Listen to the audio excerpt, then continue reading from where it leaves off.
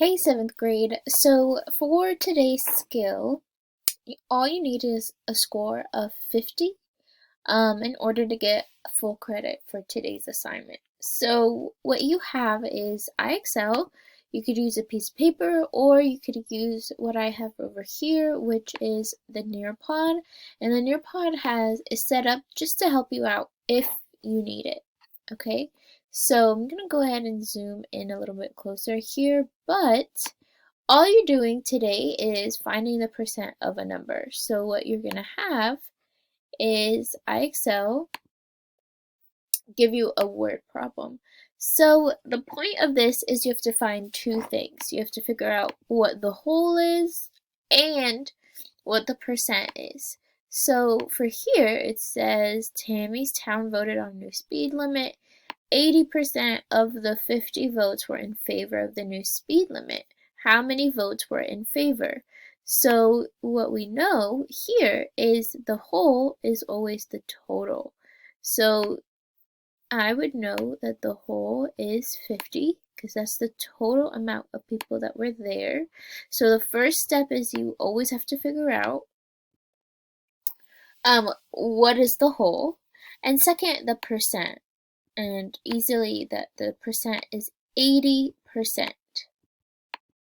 But let's remind each other that 80% is not 80, right? So if I have 80%, that's the same as 80 over 100, which, as I said before, the easiest is, let me just fix this. The easiest thing is to turn it into a decimal and then just multiply, which is just 0.8. So what I have is 80% is the same as 80 over 100, which is 80 hundredths slash 0.8. Okay, so although we have 80% here, let's remind each other that that's the same as 0.8. So if I want to figure out what is 80% of 50, we use this equation. The part is always the percent times the whole, which means here I have 0.8 times 50. And so now I can multiply 50 times 8 tenths, right? Which is the same as 80 over 100. It's the same thing. 0 times 8 is 0. 5 times 8 is 40. Here I have a 1 number behind the decimal.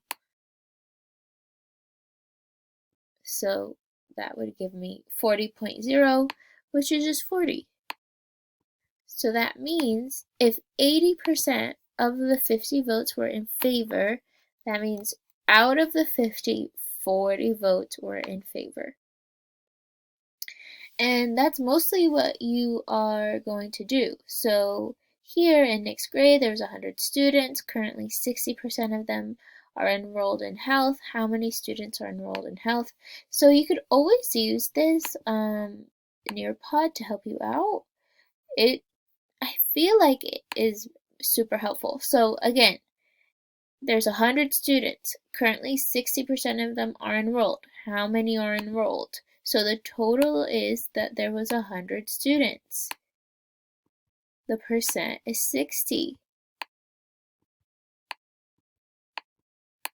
But what do we know about 60%? Again, here we go. We convert it to a decimal. So we have 60% is the same as 60 over 100, which is the same as 60 hundredths, right? It's like writing it as cents, which is the same as 0.6. Sometimes it's just easier when we multiply, which is why we could do 0.60 or 0.6, either one.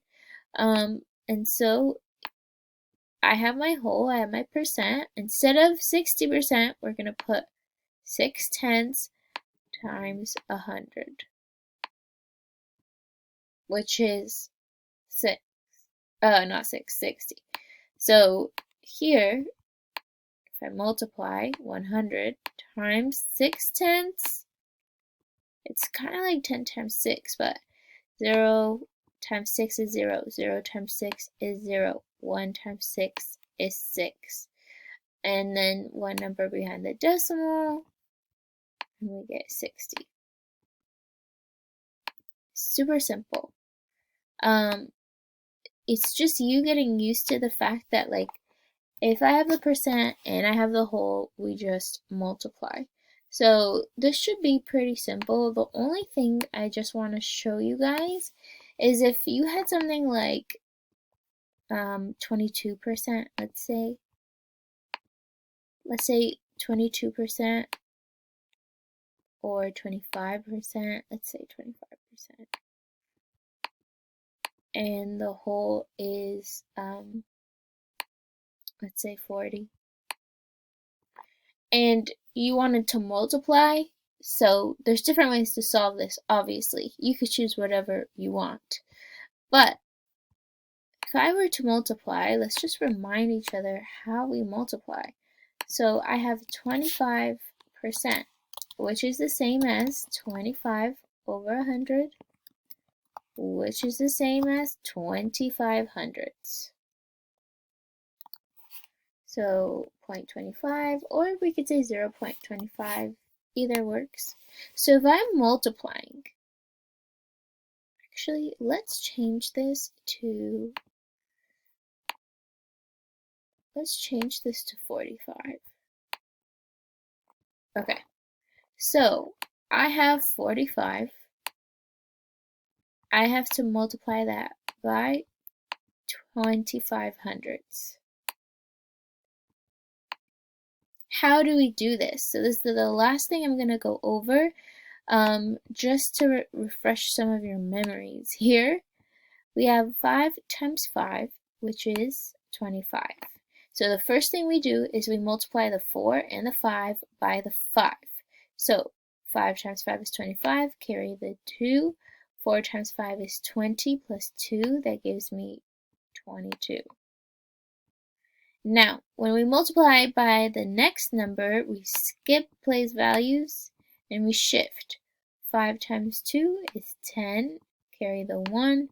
4 times 2 is 8, plus the 1, that's 9. And at the end, we add. So this would be 5, just 5, 2, and 2 plus 9 is 11. And what I have here is there's no numbers behind the decimal here. There's 2 numbers behind the decimal here, which means if I were to multiply, that's 2 numbers behind the decimal. So the total, you can't really, oh god, I don't know why it always says this, but it would be $11.25. If I wanted to figure out 25% of 45. So this is just a reminder of how to multiply numbers if you needed a refresher without a calculator. Alright, so give it a shot, good luck, and have fun.